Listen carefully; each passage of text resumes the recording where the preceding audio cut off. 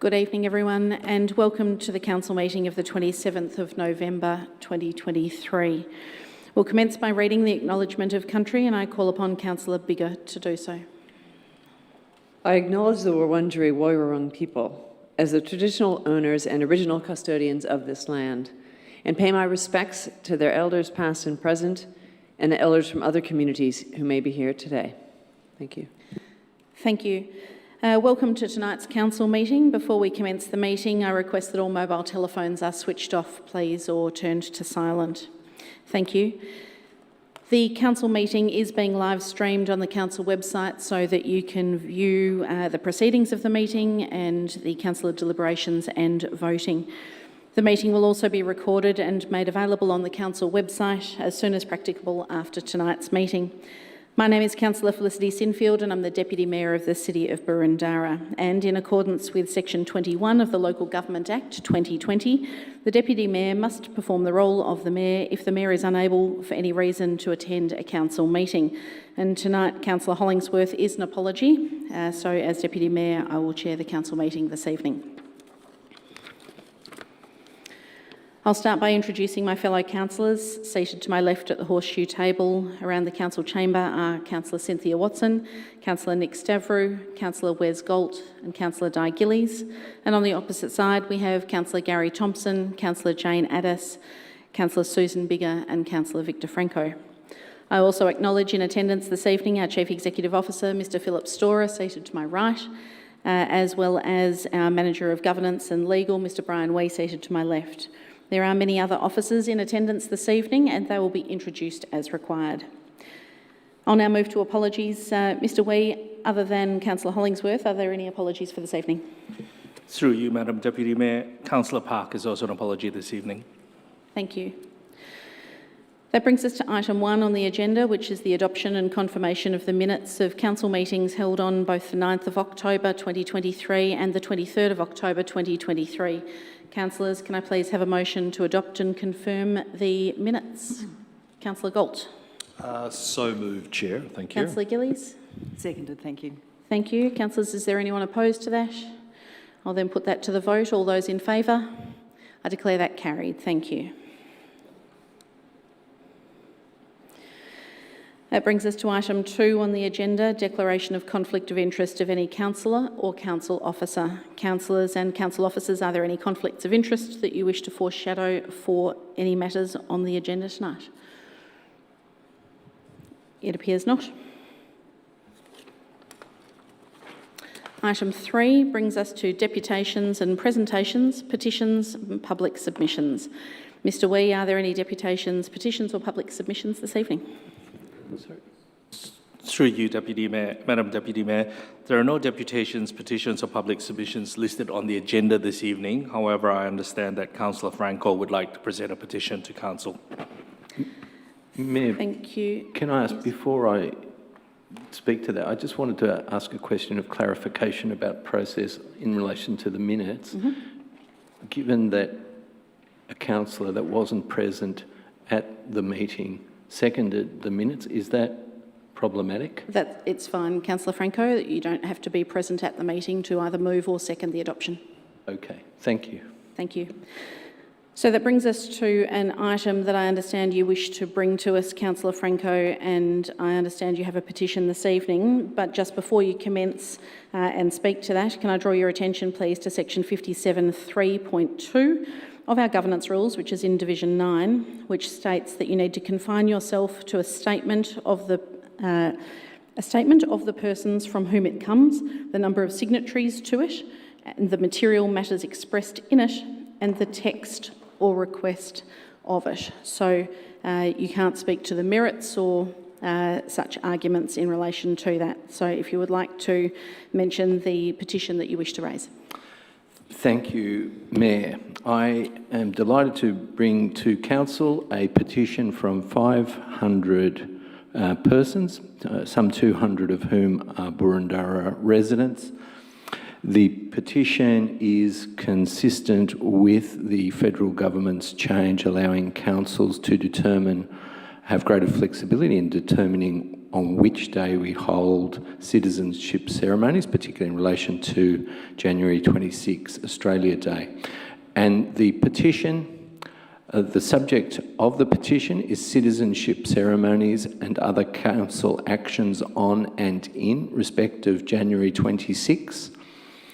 The petition states that in view of the hurt and distress that the date signifies for many First Nations people, and in recognition that this has been made very clear by Aboriginal people by their actions, notably since the first day of mourning protest on 26 January 1938, the 150th anniversary of the arrival of the First Fleet, we request that the City of Boroondara Council 1. Cease holding citizenship ceremonies on January 26, commencing in 2024. 2. Conduct a public consultation on whether or not Council should conduct a ceremony on January 26 in 2024 and in subsequent years to mark a national day.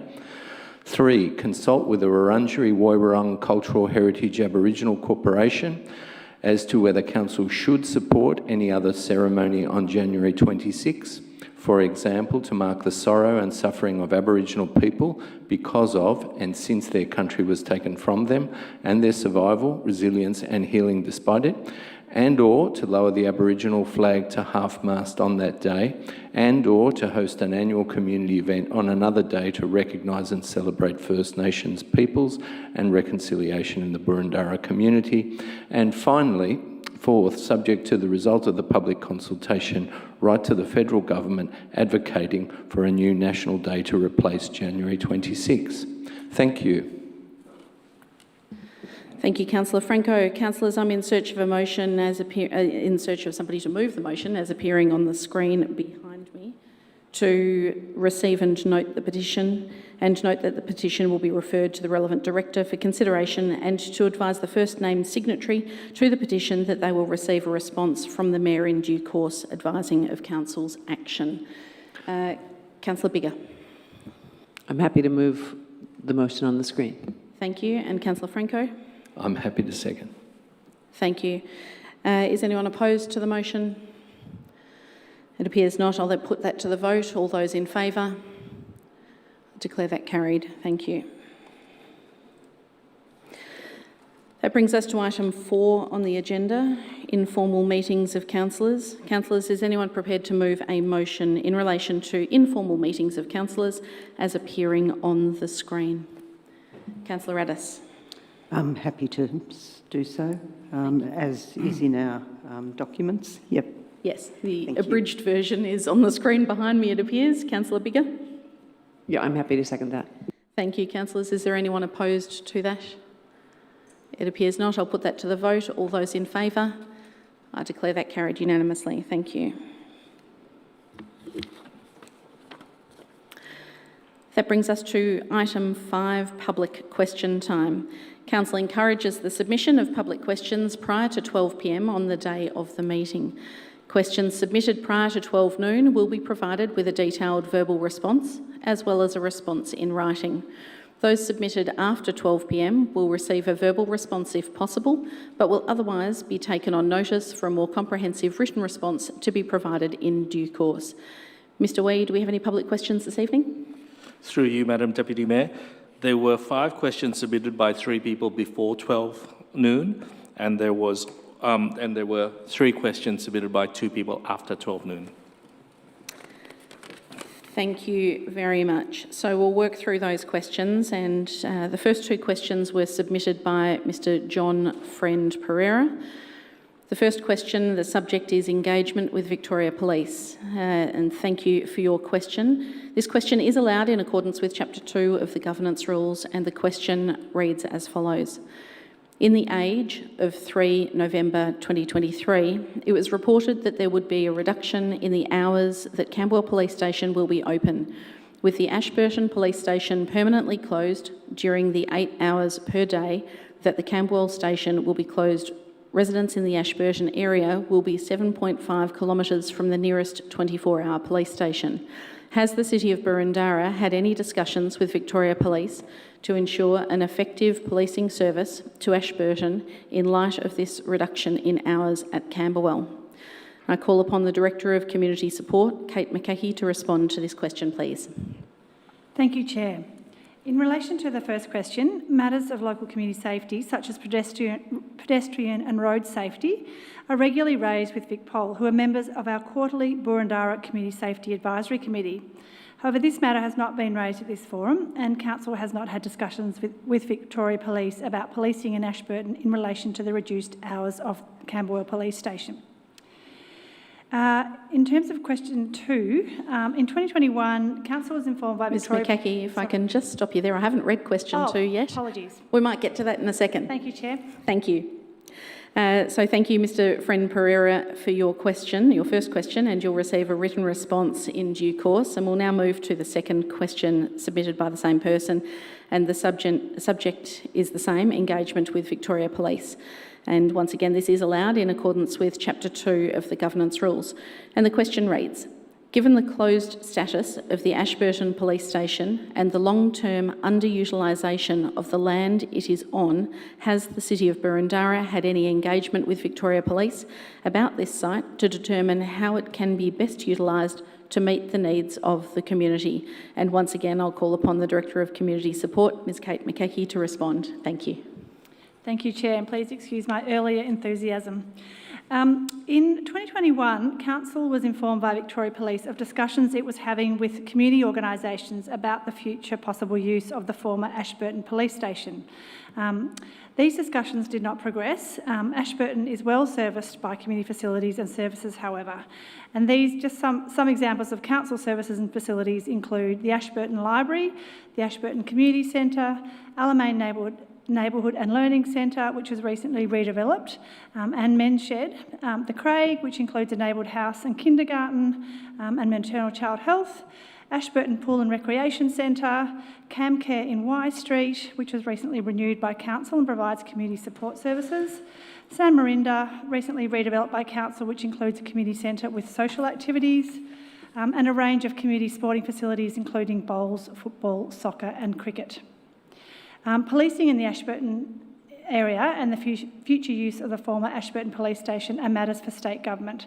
It is therefore recommended that the resident contacts the local member, and we're happy to provide those contact details. Thank you. Thank you, Ms McCaughey, and thank you to Mr Friend Pereira. You will receive a written response to your question in due course. Question 3 is submitted by Amy Hiller, and the subject of the question is MAV meeting. Thank you for your question. This question is allowed in accordance with Chapter 2 of our Governance Rules, and the question reads as follows. Could Council please advise how your representative voted at the Municipal Association of Victoria October Council meeting with respect to the following resolutions? Combined Motion C4, enshrining climate change responses and environmental sustainability into our planning system. Combined Motion C2, building resilience into flood-prone communities. And Board Motion 1, local government emergency management arrangements. And I'll call upon the Manager of Governance and Legal, Mr Brian Wee, to respond, please. Through you, Madam Deputy Mayor, Council's delegate at the MAV conference voted in support of all 3 motions. Thank you, Mr Wee. And Ms Hiller, you will receive a written response to your question in due course. Question 4 this evening is from Mr Ian Hundley, and the subject is Koonung Heights Cricket Club sponsorship of scoreboards. Thank you for your question, Mr Hundley, and the question is allowed in accordance with Chapter 2 of our Governance Rules. The question reads as follows. Please advise whether the Koonung Heights Cricket Club sponsors electronic scoreboards on Boroondara Council-controlled open space, in addition to that which it has proposed be located at Greythorn Park. And I'll call upon the Director of Community Sport, Ms Kate McCaughey, to provide a response, please. Thank you, Chair. The Greythorn Park electronic scoreboard is fully funded by the Koonung Heights Cricket Club. The Koonung Heights Cricket Club has not funded electronic scoreboards at other Boroondara sports grounds. Thank you. Thank you. Mr Hundley will receive a written response in due course. Brings us to question 5, submitted by Mr Ian Hundley. The subject is penalties under the canopy tree local law. Thank you for your question. Once again, it is allowed in accordance with Chapter 2 of our governance rules, and the question reads as follows. Please advise in dollar terms the maximum penalty available under the proposed canopy tree local law, the method prescribed under the Local Government Act for the annualised adjustment of the penalty, and whether this penalty may be imposed on more than one party, e.g. the property owner and a tree removal operator if they are separate parties, in relation to a particular illegal tree removal or damage event. And I'll call upon the Director of Urban Living, Mr Scott Walker, to provide a response, please. Thanks, Chair. Clause 2 of the Tree Protection Local Law specifies that the penalty fixed for an infringement notice under the local law is, firstly, where an offence relates to a tree which, in the opinion of the authorised officer, is dead, 5 penalty units for each offence, and secondly, for all other offences under that local law, 20 penalty units for each offence. So under the proposed Tree Protection Local Law, 1 penalty unit is currently $192.31 from 1st of July 2023 to 30th of June 2024. The rate for penalty units is indexed each financial year so that it is raised in line with inflation. Any change to the value of a penalty unit will happen on 1st of July each year. Based on that new penalty unit that will be used, the infringement that can be issued under the proposed local law will be $961.55 for a dead tree and $3,846.20 for any other offence. Council can issue an infringement to any person or party who commits an offence. This can include multiple owners and contractors, depending on the particulars of the offence. Thank you very much. Mr Hundley, you'll receive a written response in due course. Questions 6 and 7 have been received from Mr Theo Biller. Good evening, Mr Biller. I can see you joining us tonight. However, these questions are disallowed this evening in accordance with our governance rules, as they do not relate to items on tonight's agenda. As they were received after 12 noon, you'll receive a written response. Question 8 was received from Despina Devatsis. It does relate to an item on tonight's agenda, however, also received after 12 noon today, and that question will also receive a written response. Mr Wee, I think that brings us to the end of public question time. It brings us to item 6 on the agenda, notices of motion. Mr Wee, do we have any notices of motion this evening? There are no notices of motion this evening, Madam Deputy Mayor. Thank you. And now on to the substantive part of our agenda this evening, item 7, presentation of officer reports. Does any councillor have any issues with the order of the agenda presented this evening, or wish to flag an item for discussion or questions for officers? If not, I suggest the following items may be moved en bloc as per the officer's recommendations. And they are item 7.1, the contract for JJ McMahon Kindergarten. Item 7.3, the September 2023 quarterly performance report. Item 7.4, contract in relation to Dorothy Laver West Reserve playing surface renewal. Item 7.6, contract in relation to roofing services panel of providers. 7.8, contract variations. And 7.9, the instrument of appointment and authorisation for the Planning and Environment Act, ×2. So if everyone is satisfied that that leaves 3 items for separate consideration, being 7.2, 7.5 and 7.7. If everyone's satisfied with that, I'm in search of a motion to that effect. Councillor Thompson? Happy to move those en bloc. Thank you. And in search of a seconder, Councillor Gillies? As seconded, thank you. Thank you. Is any councillor opposed to that? It appears not. I'll put that motion to the vote. Or Councillor Thompson, would you like to speak briefly to that en bloc? Just very briefly, Madam Deputy Mayor, that the officers have again pulled together a number of recommendations for us, which have been well read by councillors, and therefore moving them en bloc just reflects our support for those. They're all of an administrative matter, so don't require any debate. So thanks, Madam Mayor. I'll seek that moved. Thank you very much. I'll now put that motion to the vote. All those in favour? I declare that carried unanimously. Thank you, councillors. To the members of the community who have joined us for those items this evening, please be assured, as Councillor Thompson said, that Council has been provided with and carefully reviewed each of these reports. And Council is progressing these reports this way because we agree with the contents of the reports and the officers' recommendations. So that brings us to item 7.2, contract number 2023/159, Willsmere Park Pavilion, building construction and renewal works. This item will be introduced by Sarjalaya. I'm sorry if I pronounced that incorrectly. Over to you. Just pop that microphone on, that's it. Thank you, and through you, Chair. Willsmere Park in Kew East is an important community sport and recreational space. The existing pavilion is in poor condition and doesn't meet the needs of the community or sports clubs, including Kew Cricket Club and East Kew Football Club. A pavilion assessment audit completed in 2022 identified that this facility was a high-use pavilion that had poor functionality.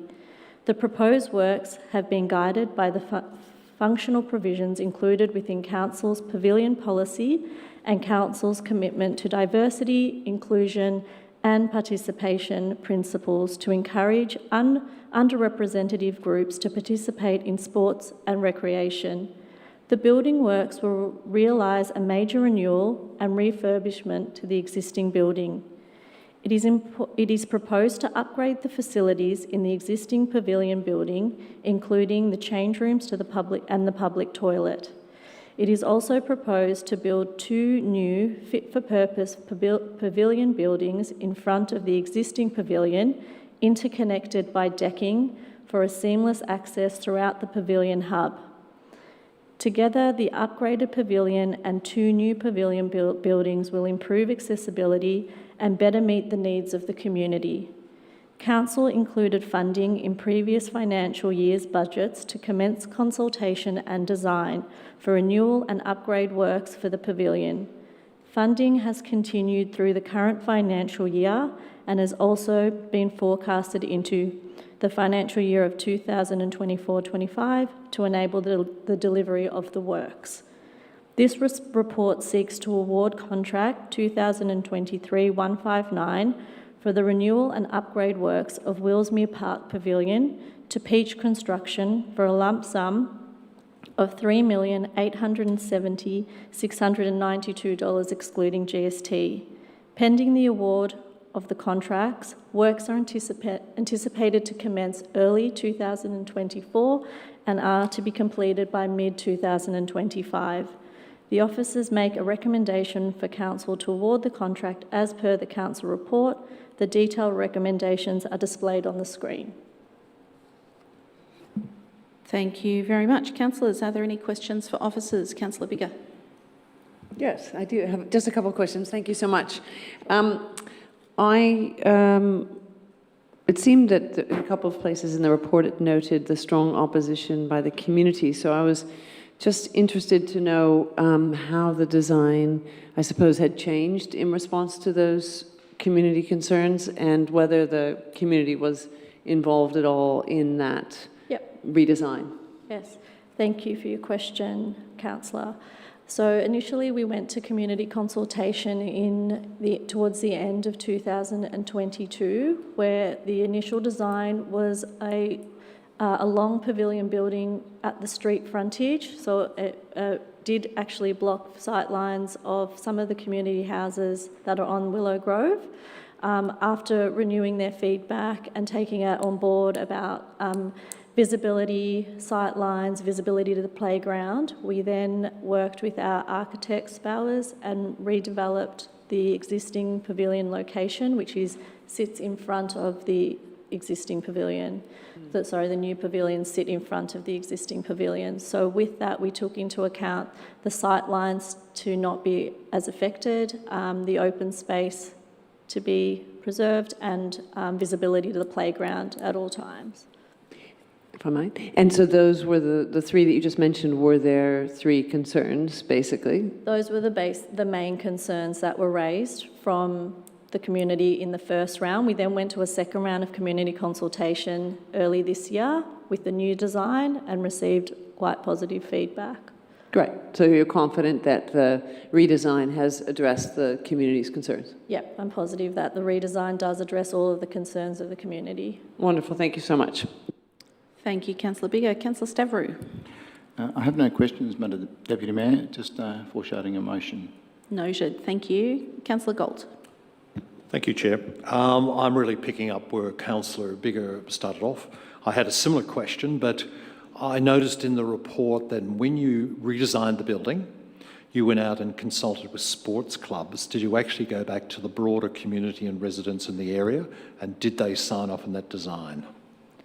Thank you for your question, Councillor. So we went back out to a proper community consultation via the Engage Burundara, and that was early this year, and went through the due process that we do get that sign-off through Engage. Thank you very much. If I could just ask one more question. Certainly. I think the numbers mentioned in your report, the overall cost of the project was a bit higher than this current contract. Are there still works to be done? And if so, are they funded? And what are they? Yep, so additional works funded by the project budget include upgrade to City Power for electrical works, and also the 16 new car parks, which include the civil works and a larger turning circle at the end of the Court Bowl to allow for a waste truck. And we have got adequate funding for both of those. Yep. Thank you. Thank you, Councillor Galt. Councillor Gillies. Thank you. Thank you for the report. I'm sure the clubs are very pleased to see this progress and are very keen to see this happen. So I'm just wondering if the works are going to start in season and progress through next year, have conversations already started about a temporary relocation for these clubs? Thank you for your question, Councillor. So we're going to stage the works. So stage one will include the construction of the new pavilions. While the construction of the new pavilions are underway, the existing pavilion will be made safe access for the sports clubs to use during the season. And once the new pavilion is ready, it will be swapped over, and stage two works will then be the refurbishment of the existing pavilion, allowing the sports club to use the new facility. So there's no requirement for temporary accommodation on this specific project. Thank you. Thank you, Councillor Gillies. And before I hand back to you, Councillor Stavrou, I do just have one question, and that is in relation to the naming of the pavilion. I understand that it's known currently as Gervasoni Pavilion, to acknowledge the contributions of the previous Mayor of Kew, Jack Gervasoni. Is it intended to retain that name for the pavilion, or is there a departure from that? Thank you for your question, Deputy Mayor. We're retaining the name, and Sport and Rec have been in consultation with the families specifically to make sure they're happy with the new signage, location, style, but it is retaining their family name. Thank you very much. Councillor Stavrou, back to you, as Thank foreshadowed. Thank you, Madam Deputy Chair. I'd like to move the officer's recommendation. Thank you very much, and I note that the ward councillor is Councillor Park, who is an apology this evening, so thank you for that. And Councillor Watson. Happy to second the motion. Thank you very much. To assist the mover, is there anyone opposed to that? It appears not. Councillor Stavrou, would you like to speak to that motion? Very briefly, Madam Deputy Mayor. As you noted, the ward councillor is away, and I'm moving it as the next most councillor.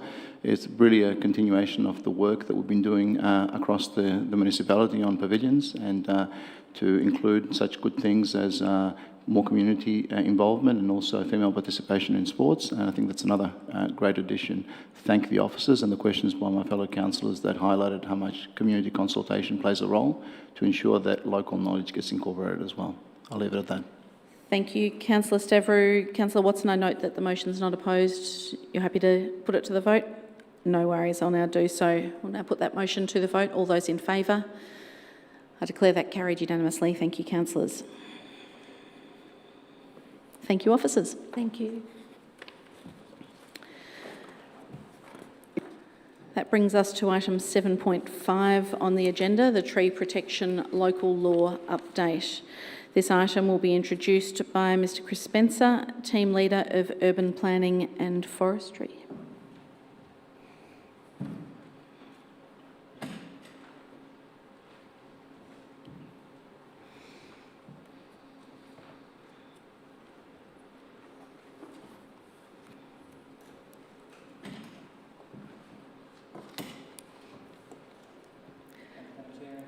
Just pop that, that's it, red light on there. Welcome, and over to you. Thank you, and through you, Madam Chair. The purpose of this report is to outline proposed amendments to the current tree protection local law. An update to the tree protection local law will enable consistency and alignment with the Local Government Act 2020. The original local law for trees on private land commenced operation in November 2006 and was replaced with the current local law in November 2016. The current local law is pursuant to the Local Government Act 1989. The relevant differences in the legislation include how local laws can be enacted, limits on how the local laws can operate, and the value of penalty units that apply when an offence under the local law is committed. The report provides details of the proposed changes and the proposed timeline on page 3 and 4. And lastly, I'd just like to acknowledge an error in the report. The old Burundara logo was included in the circulated report, and the logo has been corrected for future versions. That's it. Thank you very much, councillors. Are there any questions for officers? Councillor Biggar. Thank you. I do have a few, just a couple, if that's all right. Can you just clarify how we will do the consultation, how much consultation we'll do on this? Thank you for the question. It will be 3 to 4 weeks, I think, is the consultation, and the intention is to do that into January, February 24. Sorry, through the normal platform? Yes. Yeah, and I'm just wondering then, and whether or not there's a way to make, the changes that we've highlighted in the paper quite clear to the community, because it is a little bit difficult to know, I think, the difference from where it was to where it's going, so that it's really clear what we're consulting on. I just wonder whether we could, without sort of track changes, but something that makes that a little bit more evident, if that's possible. Through yourself, Chair, yes, of course. We'll make sure that there's a way that the information is conveyed so the public can consume it very clearly and easily. Wonderful. And my final point is just a little bit of pedantry, although it's a little bit more than that. And I just want to double check on that table 2, proposed steps. We have council decision to commence as December 2024, and I'm hoping that it's not going to take us a year to decide that. I'm hoping we will be doing that this year. So we might just want to correct that to 2023, is that correct? The top of 122 of 144. Through yourself, Chair, that's correct. That's a typo. That is this evening's meeting was the intention. Initially, it would be in December, but obviously we've got that through in November. So November 2023. Wonderful. Thank you so much. That's it from me. Thank you, Councillor Biggar. Councillor Galt. Thank you, Chair.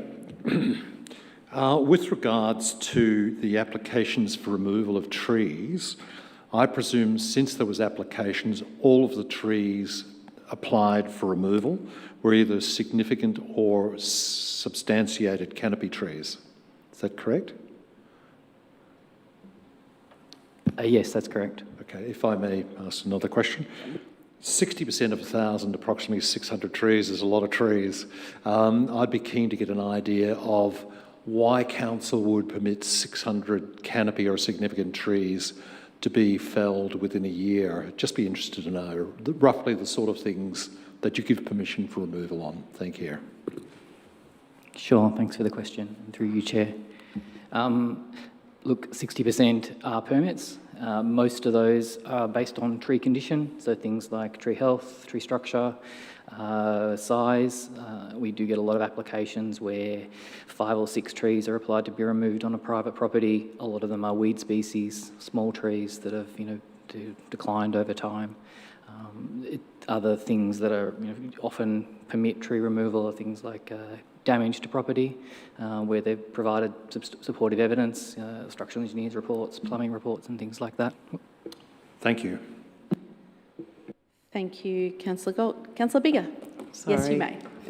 Just to clarify, following up what Councillor Galt's question, he used the term, it might have been inadvertent, significant trees. Now, I'm assuming that they weren't trees on our significant tree register, and not 600 of them, hopefully. And can you just clarify then how many, if any, would have been in an average year, for instance, come off of the significant tree register? Thanks for the clarification. Yeah, the majority of those would be canopy trees, so they're trees with the trunk that meet the trunk diameter threshold. In terms of significant trees, the majority of applications that get permits for significant trees are to do with pruning or doing work within their tree protection zone, so construction and building. I don't know the number of trees that we would permit to be removed on our significant tree register each year. I know for the last year it's probably 2 or 3, and they were to do with enforcement cases where they were illegally damaged. Thank you, Mr Spencer. Councillor Franco? Thank you. Just a few questions following from where Councillor Biggar was asking earlier. In relation to the consultation, is it proposed that it come back to committee, or is it too early to say that at this stage?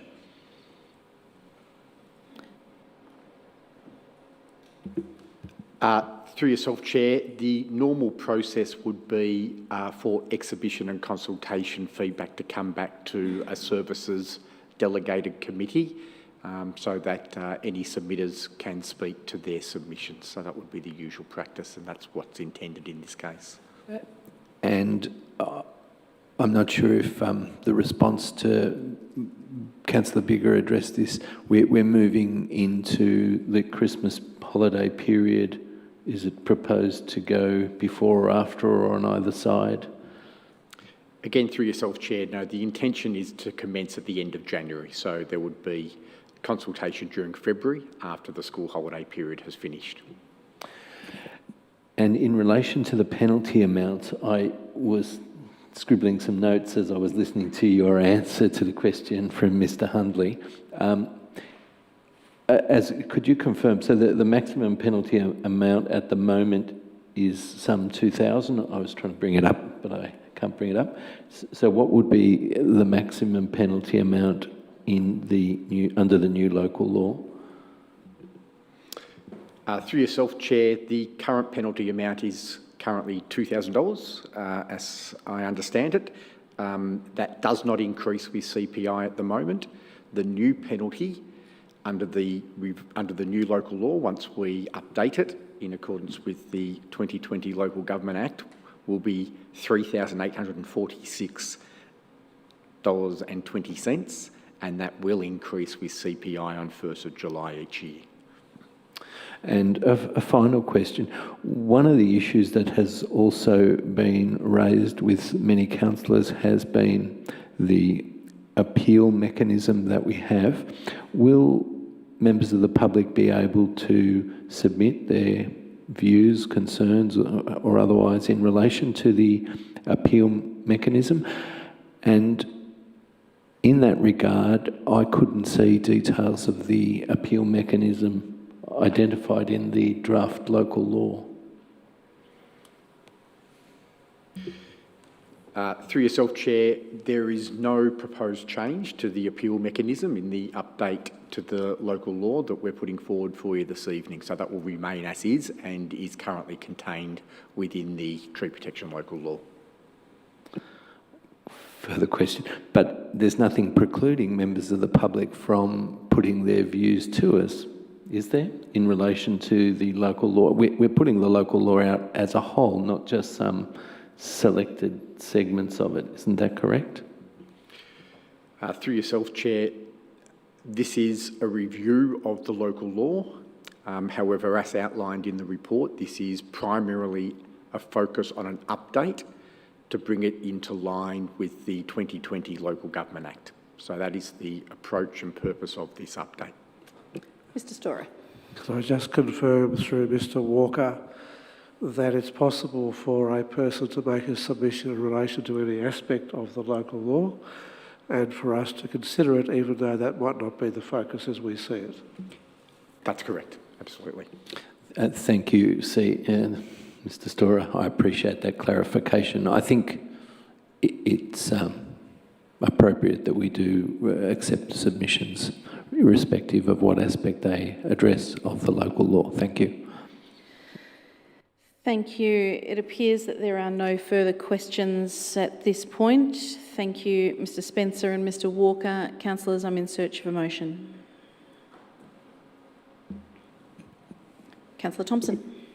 Happy to move the officer's recommendation. Thank you kindly. Councillor Galt. Happy to second it. Thank you. To assist the mover, is there anyone opposed to that? Councillor Biggar, your light is on. Not opposed. Excellent. Councillor Thompson, would you like to speak to the motion? Just very briefly, thanks, Madam Deputy Mayor. It's a bit of a tongue twister. It is. Look forward to this going out to the community for consultation. I thank the officers for delving into the tree local law to bring it up, to modernise it within accordance with the new Local Government Act, and I look forward to the feedback from our community. Thank you. It's certainly something that we've been discussing for some time. Councillor Galt, I note that the motion is not opposed. Are you happy to have that motion now put? Thank you. So, councillors, I will now do so. I put that motion to the vote. All those in favour? I declare that carried unanimously. Thank you. Thank you, officers. That brings us to item 7.7 on the agenda, the North East Link, South Alliance, Urban Design and Landscape Plan submission. This item will be introduced by Claire Davey, the Major Project Interface Lead. Is that a new job title? I feel as though it's changed. And our Director, Mr Daniel Freer.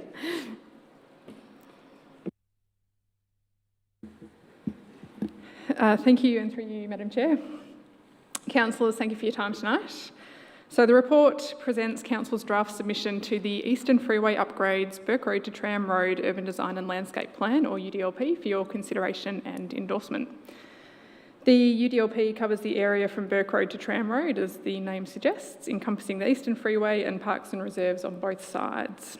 It does not cover the Bulleen Road, North East Link and Eastern Freeway interchange, nor does it cover the Freeway Golf Course or the western half of the Coonung Creek Reserve. These were included in the Spark Tunnels UDLP, which was considered last year. The UDLP was put on public exhibition for 21 calendar days through October, and that's the minimum exhibition period allowed for the North East Link UDLPs. Hard copies of the 350-ish page document were available to read at the Camberwell and Bowen libraries, as well as the Greythorn Community Centre, the little local library that's there. They were also available online if people wanted that option. To inform the draft submission that is in the report tonight, council officers engaged with and listened to the community through a survey about the Coonung Creek Reserve draft concept design, and we also engaged independent urban design and landscape experts, Hanson Partnership, who were our expert witnesses at the 2019 panel hearing and have helped us throughout the project. We had many other conversations, and we also heard from the Ruanella Community Group, from the Burundara Bicycle Users Group, and many individual residents as well. The three critical issues identified in the UDLP are the inclusion of an up to 8 metre wide stormwater management drainage channel within the Coonung Creek Reserve. It's proposed to capture and treat and transfer road runoff from the Eastern Freeway and Doncaster Road, both state roads, and it has an impact on the usable public open space in the reserve. The second is the failure to future-proof cycling and pedestrian paths through the inclusion of mode-separated paths. They've included shared use paths instead.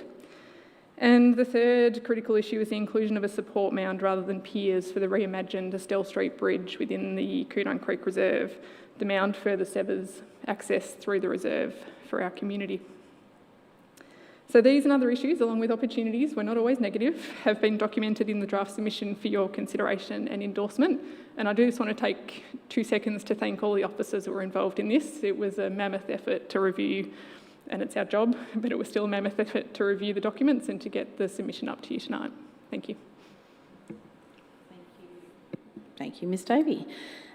Councillors, are there any questions? Councillor Watson. No questions. Madam Deputy Mayor, I foreshadow a motion at the appropriate time. Thank you. That's noted. Councillor Biggar. I feel like I'm being very predictable tonight. Sorry. I do just have a few questions. Thank you very much. Clearly, this is a vast piece of work. A couple of them, I suppose it relates a little bit to there were a few mentions, like I think at page 10 of the 203, where we say, we talk about the design, that the design requests of the community were not acknowledged or incorporated, which obviously is very important, but I guess I was wondering how we, whether there were specific things, yeah, it is page 10 of 203, under specific design concerns, it says NELP and NELSA ignored the design requests from the community. Are those design requests in some way incorporated into our response here? Through you, Chair, and thank you, Councillor Biggar, for the question. Yes, the concerns that the community raised about the design are included in our submission. They're mainly focused on the Coonung Creek Reserve and the inclusion of that stormwater management infrastructure, the severance of the reserve that creates, the fracturing of it, and also the shared use path issue as well have been brought up by the community several times and again included in our submission, draft submission. Yeah, great, thank you. I think along similar lines, in the document itself, I think on page 4, we talked about the Burundar community's opinion.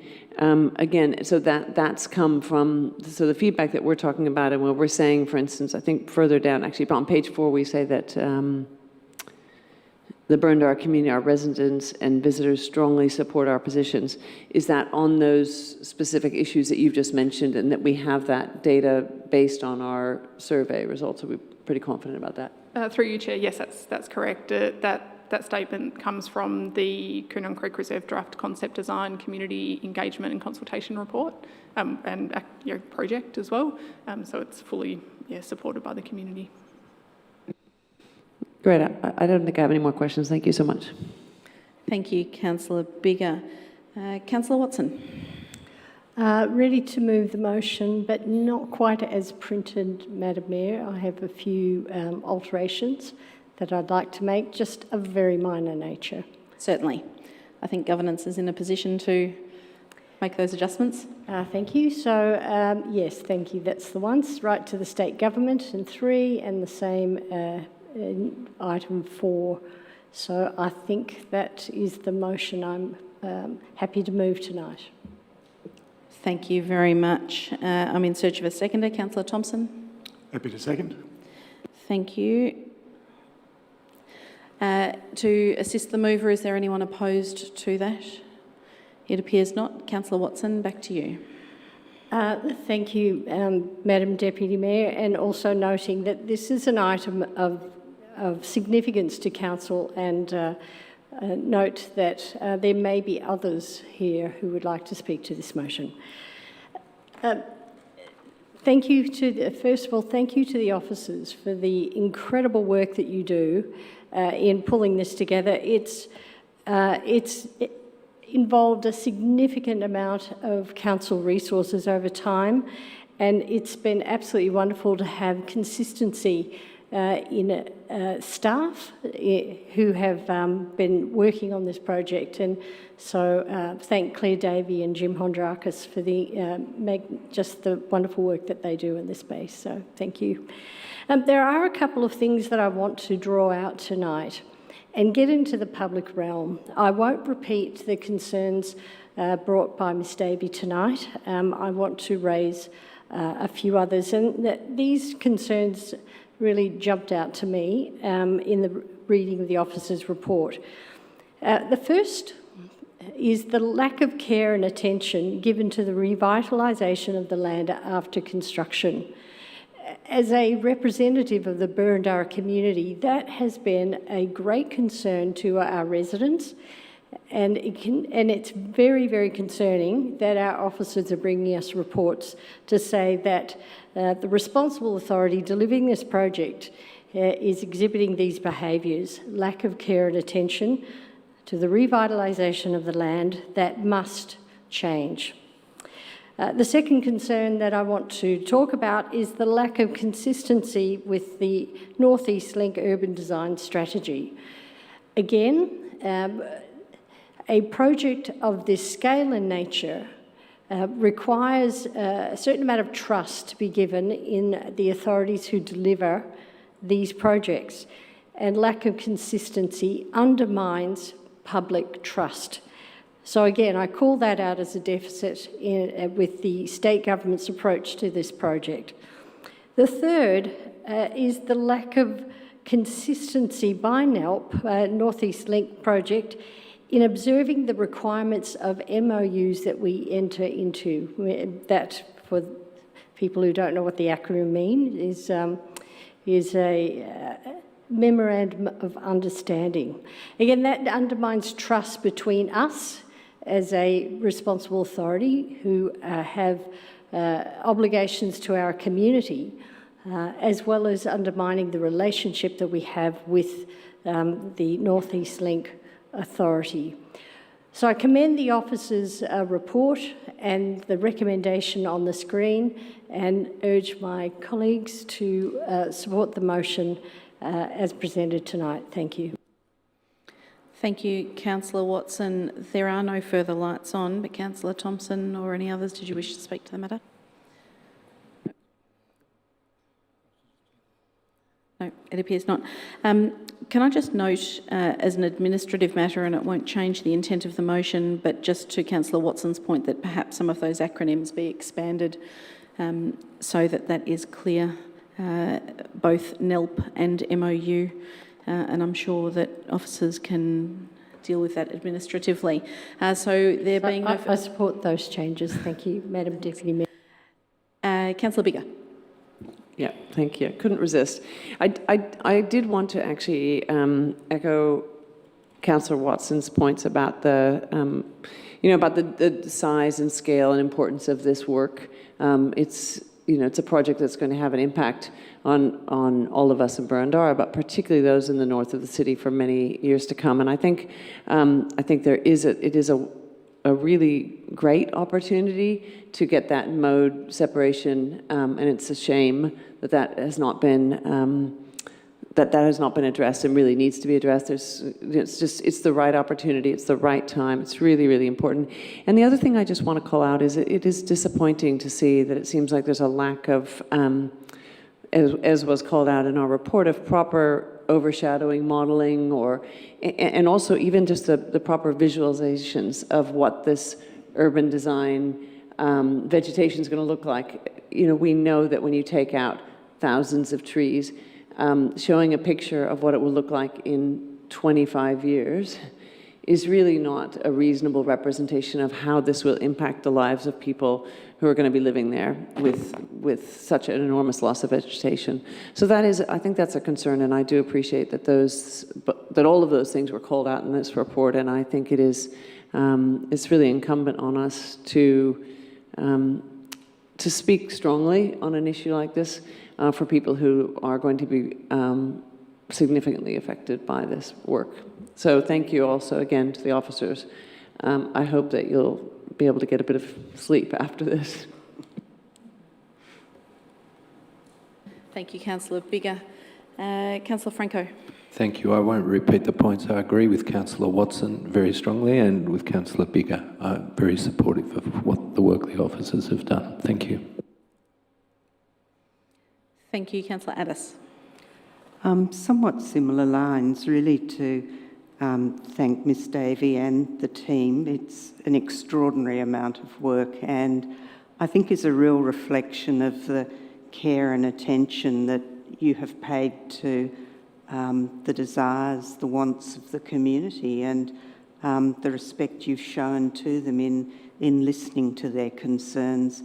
And I think we can only hope that the authority in charge of this will actually accord that courtesy to the community and read your report in a thoughtful and accepting way.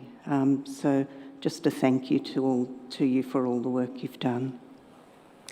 Thanks, Councillor Addis. I too echo those sentiments. Thank you, Ms Davey and team. There appear to be no further lights on, so Councillor Watson, back to you. Thank you. I just want to thank my colleagues for their comments. I think it's really important for us to speak on this matter and get this on the public record and stand side by side with our officers in defence of our community and advocate for a better outcome for them. So I commend the motion on the screen to my colleagues and thank the officers for the amendments as they are shown now. Thank you. Thank you very much. I'll now put that motion. All those in favour? Declare that carried unanimously. Thank you, councillors. Thank you, officers.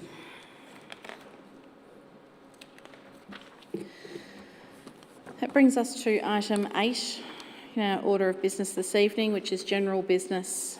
I have one in front of me and I understand that there are a couple of others to follow. The first is a leave of absence request for Councillor Hollingsworth. So, councillors, I'm in search of someone to move the motion appearing on the screen behind me that Council resolve to grant Councillor Hollingsworth a leave of absence for today, being the 27th of November 2023. Councillor Galt? So moved, Chair. Councillor Thompson? Happy to second. Thank you. All those in favour? I declare that carried unanimously. Thank you. And I believe there are a couple of other items of general business this evening. Councillor Galt. Thank you again.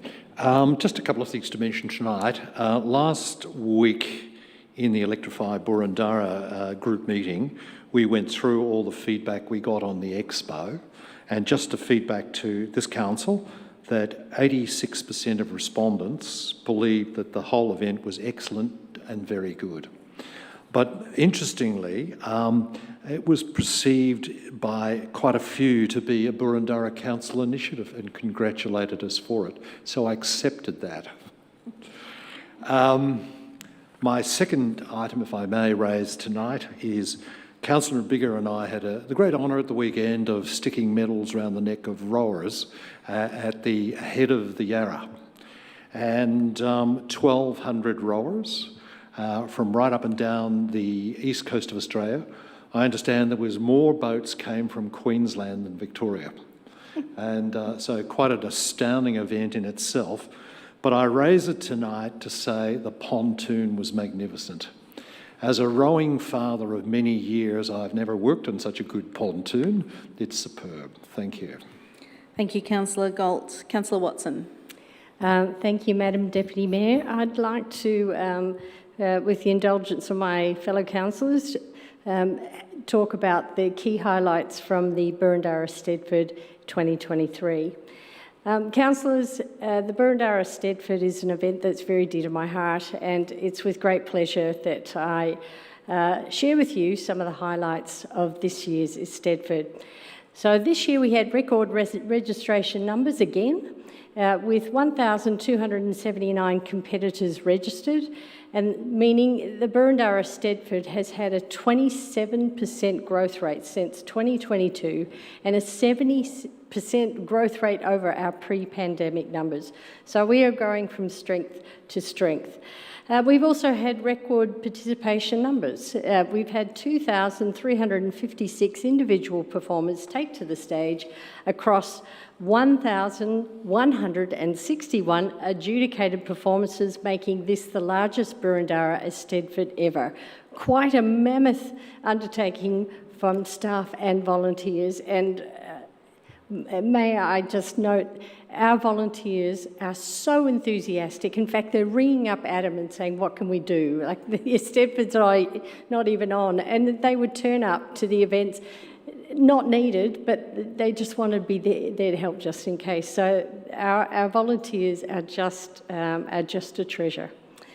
The schools returned in full delivery, and we had a full program of school competition for the very first time since 2019, and we saw triple the numbers of entries from last year from our schools. We now have a functioning alumni, and the winners of our different categories are given additional opportunities to perform throughout the city. So we have had, from our alumni, performances at the Camberwell Chorales Mozart Family Concert at the Hawthorn Arts Centre, the Burundara's Centenarian Celebration, and the Summer in the Park program, and that will also extend to the upcoming Summer in the Park program. So it's wonderful that we are taking the opportunity to give our contestants, our participants, further opportunities to perform. This year we saw the introduction of a new category called the Speech and Drama discipline, broadening our Eisteddfod's appeal and reach. The Burundara Eisteddfod introduced this new discipline, and feeling that there was a need that we'd identified within the wider Burundara arts community. And we saw more than 100 performers compete across the debut weekend. And one of our volunteers who's been involved for many years, in fact, she competed in the Burundara Eisteddfod as a young girl, said that they used to have this particular category, and she was just delighted that it came back. So, councillors, it's with great pleasure now that I conclude my report and say look forward to another fantastic Burundara Eisteddfod in 2024. Thank you. Thank you, Councillor Watson. You certainly embody the enthusiasm of the volunteers, and you've brought that to the chamber for us this evening. Councillor Franco. Thank you. I refer to the formal allegations of misconduct against me regarding my public comments on the council prayer. I asked the 8 councillors who lodged a formal application in June 2021 under the Burundara Councillor Code of Conduct, alleging misconduct for media comments I made regarding the council prayer, to withdraw that application and ideally apologise.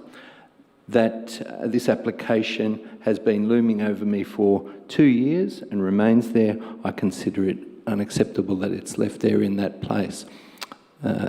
Thank you. I think it's all councillors except Councillor Biggar and Councillor Thompson that participated in that. Thank you.